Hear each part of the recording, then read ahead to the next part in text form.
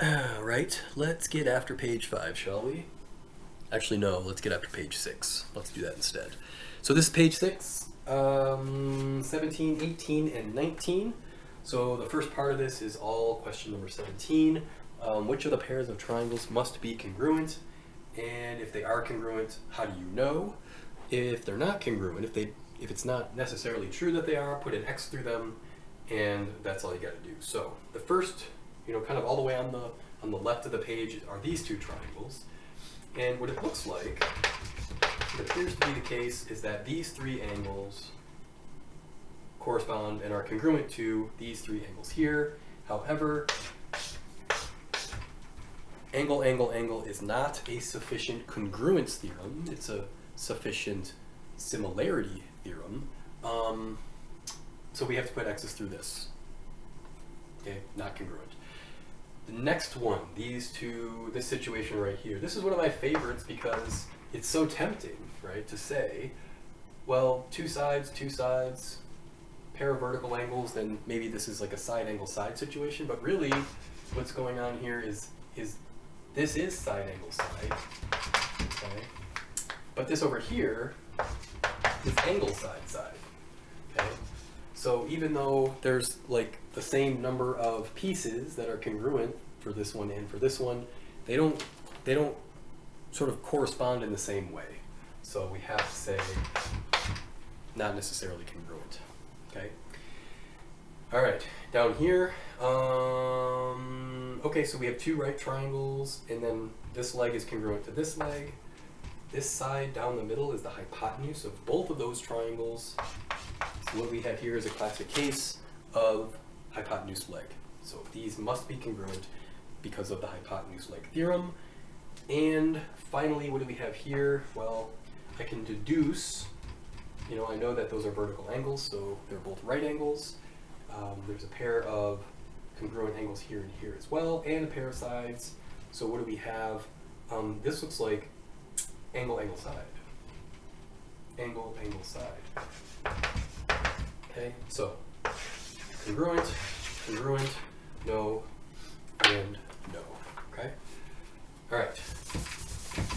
Number 18. Okay, we got a couple pictures to look at for number 18. What's the deal with these? So we've got this triangle, which looks like it's an isosceles triangle. These are congruent. C, D, A. Okay, find the value of x. What is the value of x? Well, okay, so if this is isosceles, it's even telling me these angles are congruent because of the base angle theorem. 65 plus 65 is 130, which means the remainder by the triangle sum theorem, x equals 50 degrees. Okay. The next one, what's the deal here? Kind of looks like this. That's 25, that's 23. X is actually a side length this time. 58 degrees in here, 64 degrees in there. Let's just figure out what the other one is. What's the measure of this angle up in here? Because I suspect this might be an isosceles triangle. 180 minus 58 minus 64. It's 58 degrees. Ah, yes. So my suspicion was correct. Those two angles are congruent. If these two angles are congruent, then these two opposite sides are congruent. So x must equal 25. Okay? So they're kind of trying to trick you, make you think about it. It's not 23, it's 25 because of the base angle theorem, right? All right, last one looks something like, how does it go? Like this, and then like this, and like this. Yeah, that's congruent to that is congruent to that. That is a right angle, 77x. Okay, so we got to figure out the value of x here.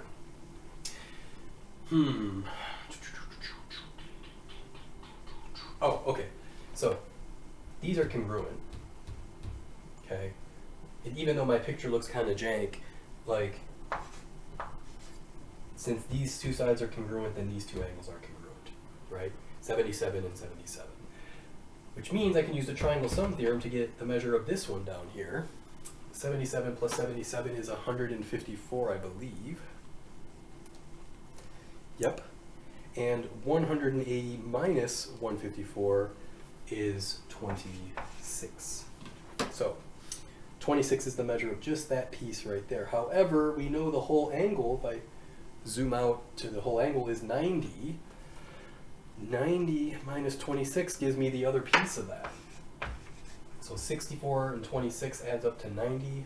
Now I'm into this other triangle. It's an isosceles triangle. With these are the legs, so these are the base angles. So I can figure out the value of x by saying 2x plus 64 equals 180, and I can solve that for x. So 180 minus 64 is 116. 116 divided by 2 is 58. And that's a wrap for number 18. Last one, number 19.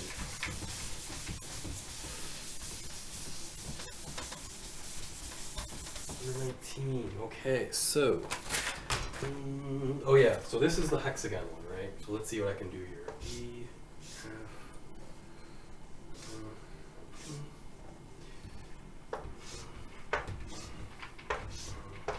not bad.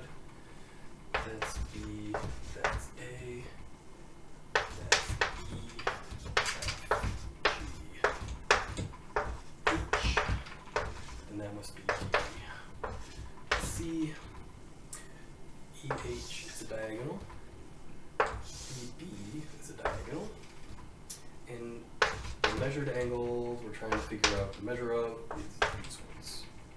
That's a right angle. X, Y, Z. Okay, cool. So, what do we do here? So it tells us, I think, that A, B, C, D, E, F, G, H, this octagon right here is a regular octagon. Interior angle sum, if you remember from back in the day, would be 180 times 8 minus 2.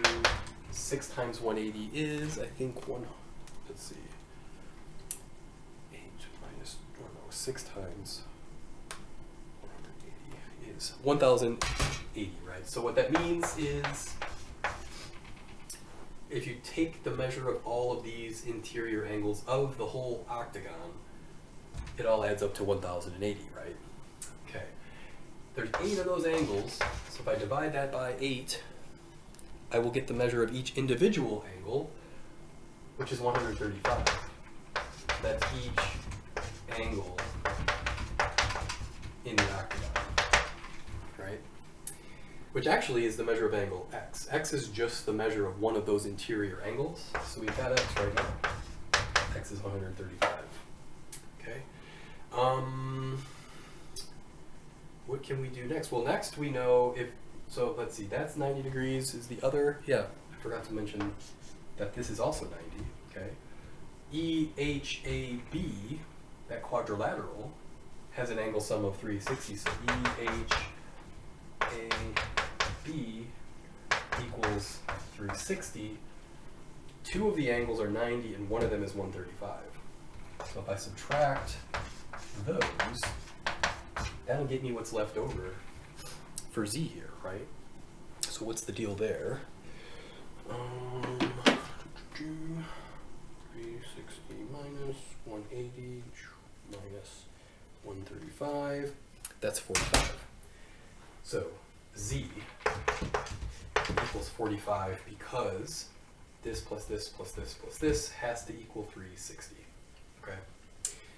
And then finally for Y, well, this angle here is 135 degrees because each interior angle in this octagon is 135 degrees. But that's broken into a 90-degree angle and this angle Y. So I can figure out the value of Y by using the angle sum theorem,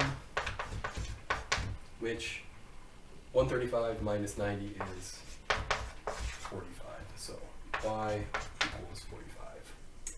I think that's it. I've got x, I've got z, and I've got y. And that is it for page 6.